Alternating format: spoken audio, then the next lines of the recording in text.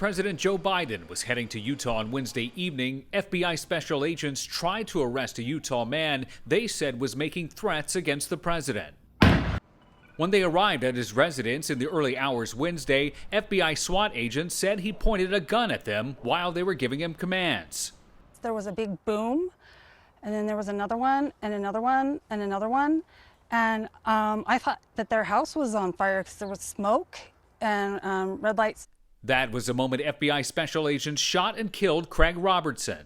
Some neighbors described what they heard and saw. There was just like a lot of shouting, a lot of just kind of loud bangs, because I think they were trying to get him to wake up and trying to go ahead and like get him out of his house. I found out later from my next door neighbor that my neighbor here had died. They saw him dead in the driveway.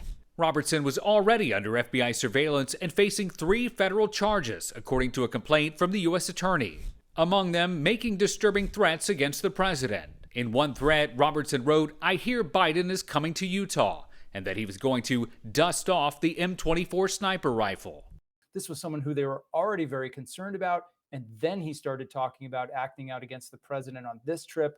I'm sure that raised everyone's concern to the absolute highest levels. Other charges included influencing, impeding, and retaliating against federal law enforcement officers by threat. In recent months, Robertson also posted multiple threats against other Democratic politicians and prosecutors who have brought cases against former President and now Republican presidential candidate Donald Trump. More help comes in from different corners of the United States. We now know that cadaver dogs will be assisting FEMA teams coming from California and Washington state. This as the number of the missing still remains uncertain. Paradise lost. It's all gone.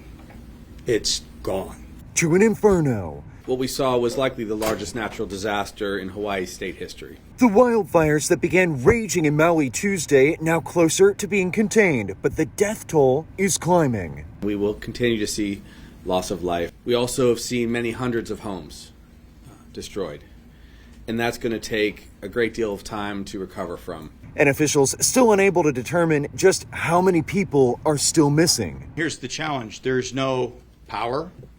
There's no internet. There's no radio coverage. The fires cutting a devastating path across western Maui, displacing thousands. I'm just trying to figure out what to do from here. And reducing the historic town of Lahaina to ash. Everything is completely wiped out. You know, that used to be the capital of Hawaii, and it was a bustling town, and some of those buildings were still there, all made out of wood, and that whole waterfront is gone. So a lot of history. The world's oldest or biggest banyan tree gone. And as we head towards the weekend, firefighting isn't over. The 2 largest wildfires stand at 80% and 70% contained.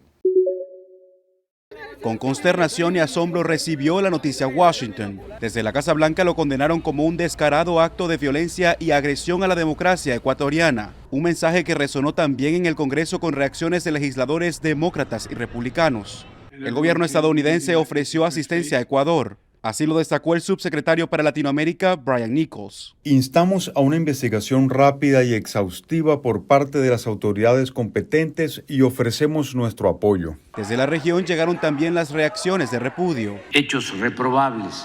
Entre ellas la del presidente mexicano Andrés Manuel López Obrador, quien prefirió no comentar sobre las denuncias que hizo el propio aspirante presidencial sobre presuntas amenazas que recibió del cartel de Sinaloa. No culpar a la ligera a nadie, esperar las investigaciones.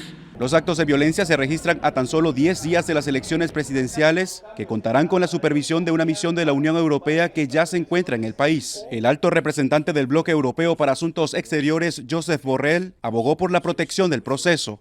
La Unión Europea reitera su absoluto compromiso para apoyar la democracia ecuatoriana y ayudar en los esfuerzos para asegurar unas elecciones democráticas. Una comisión de la Organización de Estados Americanos llega este jueves al país para colaborar con las autoridades en la preservación de un ambiente seguro para el proceso electoral, indicó el organismo. Desde la Casa Blanca reporta Jorge Agobián de La Voz de América para Telearuba.